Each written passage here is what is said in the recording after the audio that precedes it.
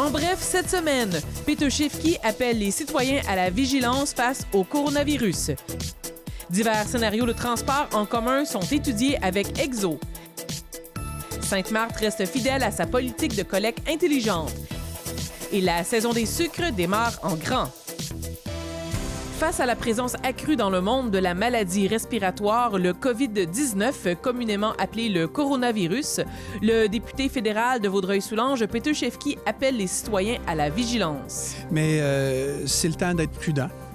C'est pas une situation grave au Canada pour l'instant, mais c'est important pour mes concitoyens et tous les Canadiens et Canadiennes d'être prudents, de prendre des efforts nécessaires pour réduire l'impact du virus qu'on aura ou le COVID-19 ici, pas seulement dans notre communauté de Vaudreuil-Soulanges, mais à Montréal et à travers le pays. Donc, moi, je suis au courant de ce qui se passe et je voulais partager cette information avec mes concitoyens. Je trouve que c'est important parce que si on est vigilant, on peut faire en sorte que si ça arrive ici au Canada, les impacts vont être moins sévères. Et c'est ça ma job et je vais continuer de le faire.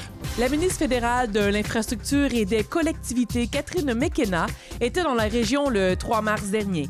Elle a participé à une séance de travail à l'hôtel de ville de l'Île-Perrot avec des élus et des représentants de l'organisme public de transport Exo. L'objectif était d'examiner différents scénarios afin d'améliorer le transport en commun sur l'île Perrot. Vraiment, le transport en commun, c'est extraordinairement important pour les gens ici. On a une chance de faire que c'est une très bonne option, mais ça doit être sécuritaire. On doit faire des investissements. Alors, j'ai eu la chance de parler avec des maires, des représentants EXO, de parler comment il y a des améliorations qu'on pourrait faire. Et je suis heureuse de toujours entendre des gens sur le terrain qui sachent, les maires qui sachent vraiment les besoins des gens.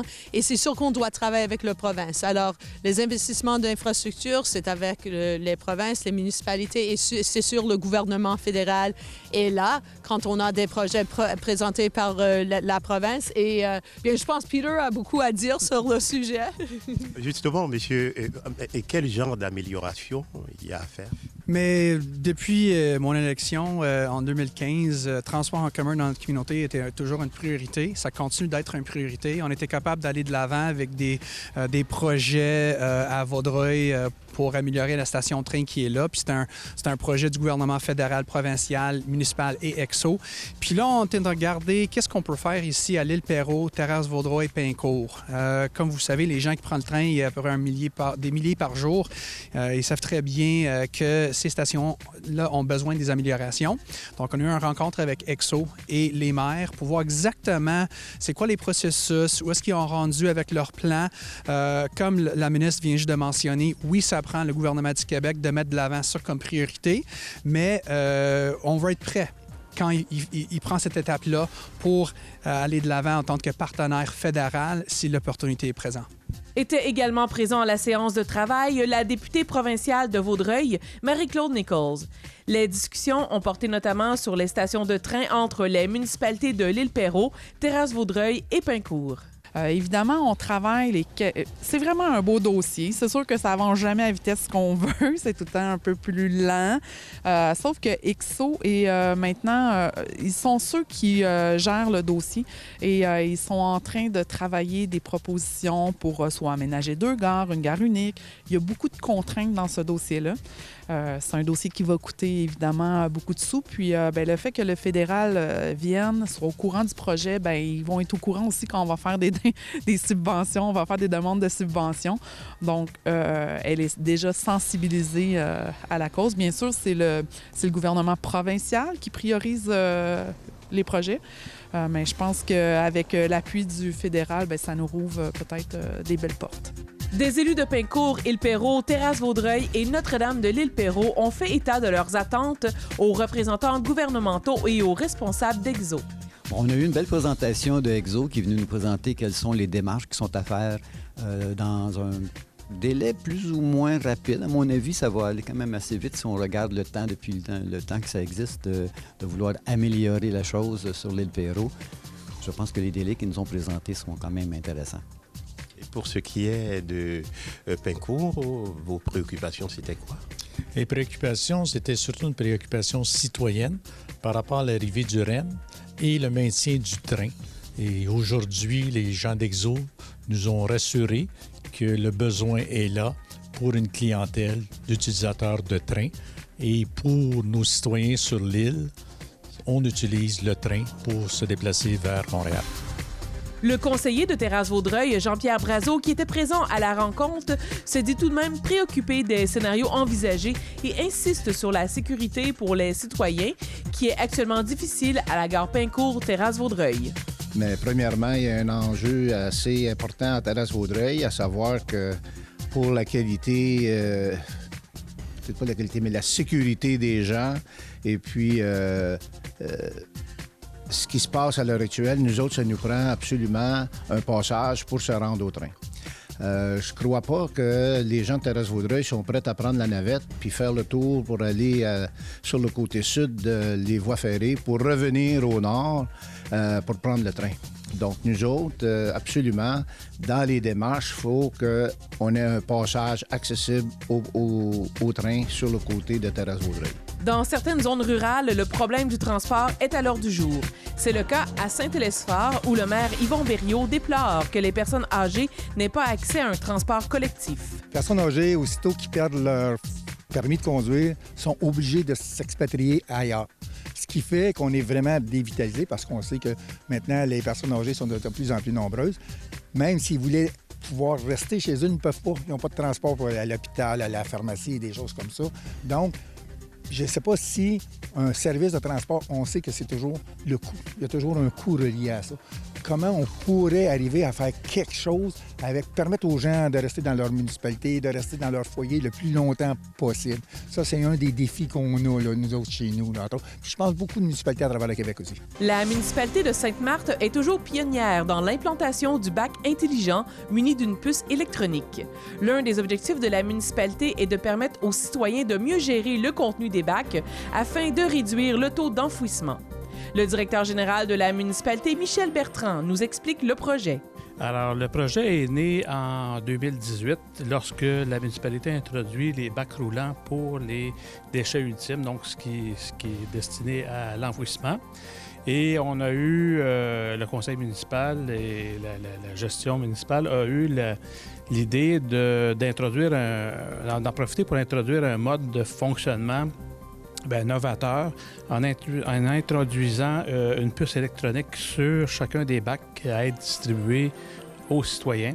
Et le fait d'ajouter cette puce-là permettait, dans un premier temps, de faire une gestion efficace de l'inventaire des bacs et surtout de permettre d'instaurer une tarification incitative, donc pour inciter les citoyens à mettre moins souvent le bac pour la collecte, et en mettant moins souvent le bac à la collecte, ils obtiennent un crédit à la fin de l'année, selon le nombre de fois qu'ils ont évité la collecte. Donc tout ça, évidemment, dans l'objectif de réduire le taux d'enfouissement des matières qui peuvent être revalorisées par le recyclage ou par le compost à travers le bac brun, pour ce qui est des matières organiques. Exactement. Pour ce qui est des citoyens, quel avantage peuvent-ils tirer concrètement de cette méthode que vous mettez en place? Pour ce qui est de la ville aussi, c'est moins de coûts, moins de frais, moins de dépenses à faire aussi. En fait, moins que des dépenses pour la municipalité, moins que des dépenses pour les citoyens, donc moins qui seront taxés. Et nous, l'approche qu'on a instaurée, c'est une approche qui, plutôt que pénaliser le citoyen, on le récompense. Donc, plutôt qu'à la fin de surfacturer, nous, on donne un crédit aux citoyens qui adoptent les bonnes façons pour réduire autant que possible les matières destinées à l'enfouissement. Donc, c'est l'avantage pour les citoyens, en est un d'abord d'avoir une bonne conscience, d'avoir un bon comportement environnemental et évidemment l'avantage financier parce qu'il peut recevoir une certaine somme à la mesure de ses efforts. Un bac intelligent à puce, ça fonctionne comment? Bien, en fait, c'est très simple. C'est des puces, des puces électroniques de type RFID. Donc, c'est des puces passives qui s'activent lorsqu'il y a un lecteur qui en fait la détection. C'est le même type de puce qu'on retrouve parfois dans le commerce de détail, chez des marchands de vêtements ou de toutes sortes. Vous savez, quand il y a des lecteurs à la sortie du magasin pour éviter le vol à l'étalage, donc la puce s'active. Alors, c'est la même chose ici, sauf qu'elle enregistre chaque levée parce que sur le camion qui fait la collecte, bien, il y a un lecteur qui est situé aux extrémités là, du bras mécanique et qui, donc, chaque bac est associé à un numéro de puce, un numéro de bac et ultimement une adresse. Donc, tout ça s'enregistre dans un fichier. La saison des sucres est bel et bien démarrée dans la région. En effet, plusieurs érablières s'affairent déjà à la récolte de l'eau d'érable. C'est sur la télé est allé à la rencontre d'acériculteurs, notamment à la sucrerie de la Montagne, à Rigaud. Ça se présente très bien cette année. On a un beau dégel. Ça nous prend des nuits de gel et des jours de dégel à tous les jours pour la montée de sève. Et puis, on a déjà beaucoup d'eau d'érable à récolter. Et puis, on n'a pas encore commencé la production, mais demain ou samedi, on devrait commencer la production. Est-ce à dire que les précipitations de ces derniers moments n'ont pas eu trop de répercussions sur la récolte cette année? En effet, non, pas trop de répercussions. La neige ne nous dérange pas. Normalement, plus de neige, ça va possiblement rallonger la saison. Alors, ça ne nous dérange pas trop. Mais c'est sûr que quand ça reste gelé pendant plusieurs jours, bien, ça ne coule pas et il n'y a pas de production. Et quelle comparaison on peut faire avec l'année dernière par rapport à la qualité du produit que vous allez récolter? La qualité va être aussi bonne. C'est que l'an dernier, il a fait tellement froid qu'on a commencé le 20 mars. Nous, vu qu'on entaille à l'ancienne, on a 3000 chaudières, on n'a pas de tubulure. Donc, on entaille un peu plus tard que les producteurs modernes, puis on commence notre production un peu plus tard aussi.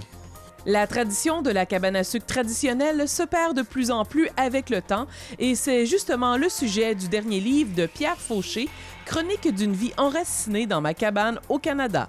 Je parle de mon cheminement, le cheminement que j'ai à partir de ma jeunesse jusqu'à ce que j'ai commencé à fonder la sucrerie de la Montagne.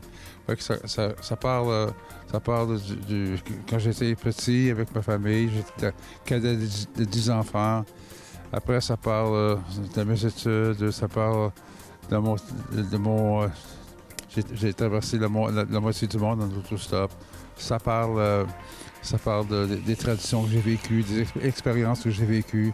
Ça parle de comment j'ai commencé la sucrerie de la Montagne. Ça parle de comment j'ai fait la mise à marché de la sucrerie de la Montagne.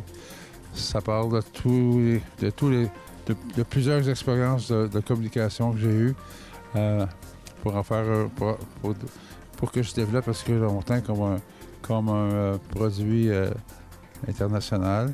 Et la sucrerie de la Montagne est devenue un produit Signature Canada, signé par Tourisme Canada. La MRC de Vaudreuil-Soulanges participe à une campagne nationale de mesures de performance d'Internet jusqu'au 22 mars prochain. Sa démarche vise à trouver des solutions pour une meilleure couverture de son territoire. À cet effet, un sondage a été envoyé aux citoyens, comme nous l'explique ici le préfet Patrick Bouzez. C'est donc pour demander aux citoyens leur appréciation par rapport à la couverture du service Internet sur le territoire. On sait que c'est un enjeu non seulement pour les citoyens, mais pour nos entreprises. Parce qu'il y a encore beaucoup, malgré qu'on soit en 2020, il y a encore beaucoup de secteurs qui ne sont pas couverts. On a une situation où il n'y a pas beaucoup d'acteurs qui jouent dans ce domaine-là ou qui n'y vont pas, c'est-à-dire qu'ils vont où c'est très densément peuplé. Mais pour ce qui est des régions de la campagne, c'est plus difficile. Alors, ils ne rejoignent pas toujours, disons, la dernière maison. D'où l'importance pour nous de pouvoir faire ce sondage-là et d'évaluer quelles seront les actions ou comment on pourra aligner les gens sur le territoire afin qu'on puisse offrir le service accès Internet à tout le monde en 2020. Il est temps qu'on arrive en 2020. Vague de démissions dans différentes mairies du territoire. En effet, après le départ de l'ancien maire de Vaudreuil-sur-le-Lac, Claude Pilon, des élections partielles auront lieu le 29 mars prochain. Notons par ailleurs qu'en janvier dernier, le maire de Pointe-des-Cascades, Gilles Santerre, a lui aussi donné sa démission. Le vent des départs a également touché certains conseillers municipaux, dont Paul Lesage à Vaudreuil-sur-le-Lac, Chloé Hutchison à Hudson et Benoît Tremblay à Saint-Lazare. La Ville de Vaudreuil-Dorion met en place un programme d'incitatifs financiers pour favoriser la requalification du secteur Harwood de l'Optinière. Il consiste à accorder un crédit de taxe d'une période de 5 ans aux propriétaires de certains immeubles ayant réalisé des travaux. L'instauration des diverses mesures contenues dans le règlement a été rendue publique par la Ville lors de sa dernière séance ordinaire. Des bonnes nouvelles qui s'en viennent dans ce secteur-là. On va être heureux d'annoncer qu'on va en avoir plusieurs. La rénovation du centre sportif est l'une des priorités de la municipalité de Saint-Polycarpe. Son maire, Jean-Yves Poirier, souligne l'importance du soutien des municipalités voisines dans ce dossier. Bien évidemment, le dossier primordial chez nous, c'est le centre sportif Soulanges. Le centre sportif Soulanges qui a besoin d'amour, qui a besoin d'être rafraîchi. Alors, on a fait plein de démarches. J'ai eu beaucoup de rencontres depuis l'automne dernier où on demande le support des municipalités environnantes de différentes façons. Dans un premier temps, on aborde le sujet de budget d'opération qu'on demande, on demande aux municipalités environnantes de nous supporter. Toujours quand même dans un... je vous dirais de façon modérée, parce que on comprend que le centre sportif Soulanges est à Saint-Polycarpe et qu'il nous sert pas juste de centre sportif, il nous sert aussi d'une salle municipale. Voici le témoignage de la jeune philanthrope de 12 ans, Eva de Filippo, citoyenne de la région, qui a confectionné plus de 220 tucs miniatures qu'elle a vendus afin de soutenir à sa façon la maison de soins palliatifs de Vaudreuil-Soulanges. J'ai commencé à fabriquer les tucs quand j'étais 7 ans. Dans Girl Guides, ils ont montré, j'ai fabriqué pour mon grand-mère et j'ai donné pour Noël et elle a mis plein à la mettre sur sa sapin Noël tous les années. Et pour un couple d'années, j'ai pas fait, j'ai oublié comment faire.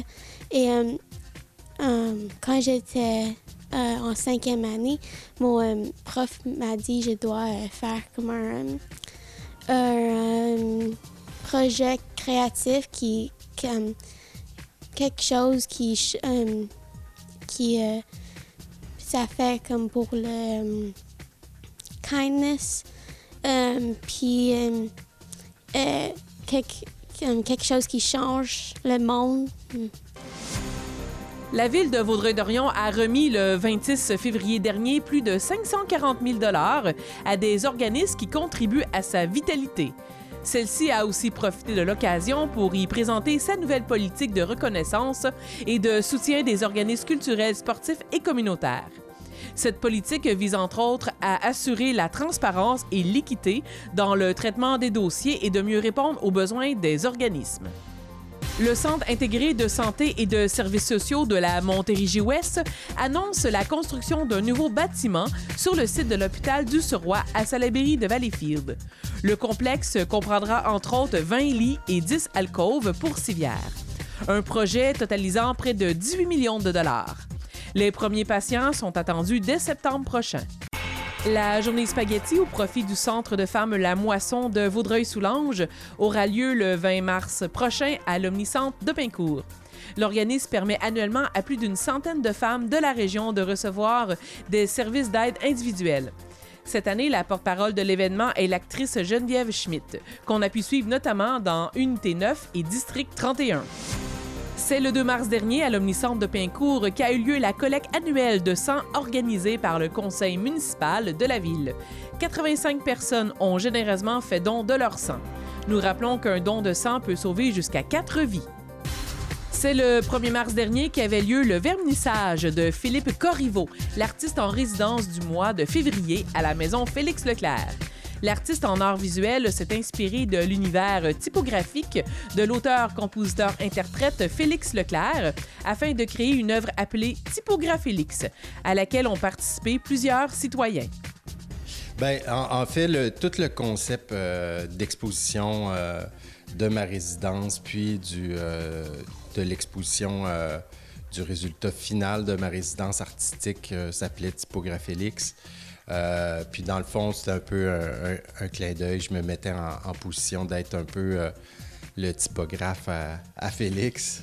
Et puis, en fait, l'exposition, je suis allé à la recherche de clins d'œil, d'anecdotes. Aussi des phrases qui me parlaient, qui me touchaient, moi, puis les transposer dans un cadre des affiches qui sont publicitaires habituellement, mais lui donner une touche personnelle, voir un petit peu le travail du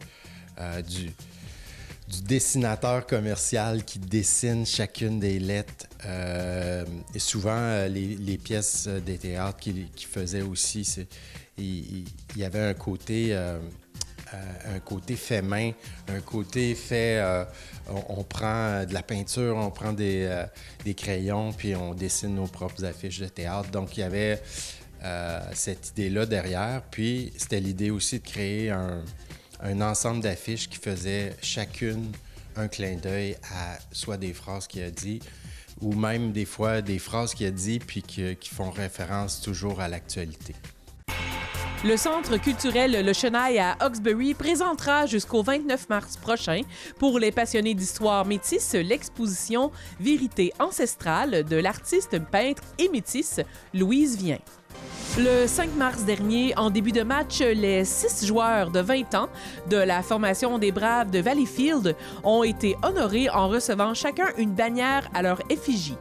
Notons également que cette dernière partie locale de la saison régulière a été marquée par la victoire fulgurante des Braves par la marque de 9-1 contre les Flames de Gatineau. Je suis vraiment content. Tu sais, en troisième période, à un moment donné, j'ai vu des gars s'appliquer avec le fameux F3 offensivement, où est-ce qu'il était... Il était responsable, il était prêt à revenir. On a coupé énormément de jeux en zone neutre à notre ligne bleue, de par la façon qu'on congestionnait la zone neutre. Fait que ça, c'est des choses que j'étais vraiment content. Là. Oui, on finit avec 9 buts, puis on finit qu'on passe bien du temps en zone offensive, mais si tu veux passer du temps en zone offensive, il faut que tu t'appliques dans les 2 autres zones pour y aller le plus vite possible, l'autre bord, puis c'est ce qu'on a fait.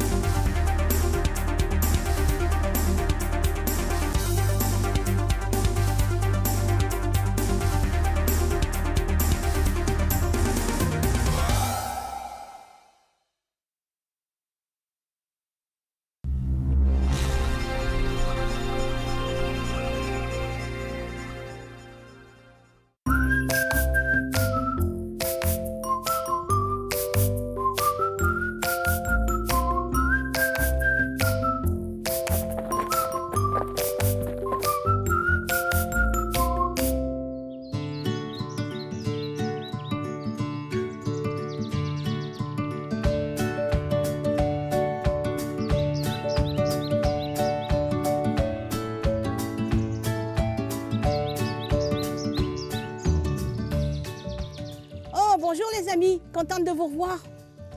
Oh! Mon coffret à indice est déjà ouvert. Julius s'est surpassé. Il a laissé un indice énorme. Allons voir. Et là là là là là là. Oh! C'est un pic de prospecteur pour creuser dans les mines. Venez voir les enfants. Sur la carte à histoire, nous sommes ici. Il y a de cela très longtemps, un dénommé Gégé Laroche croyait dur comme fer que la montagne de Rigaud regorgeait d'or. Il quitta son village pour se mettre en quête de trouver de l'or. Il avait marché longtemps, des jours, voire même des semaines au dire de certains. Mais quand il est arrivé ici, dans la région de Rigaud, il a tout de suite su qu'il y trouverait de l'or. Avec son peu d'avoir, Gégé Laroche se fit propriétaire d'un bout de terrain à même à montagne. et acheta un permis de prospection. Ce qui laissa perplexe plus d'un au village, tous sachant qu'il n'avait pas d'or dans la montagne de Rigaud. Du matin au soir et du soir au matin, Gégé Laroche cherchait de l'or. Certains s'inquiétaient de le voir s'acharner ainsi. Il broyait la pierre comme s'il voulait couper la montagne en deux.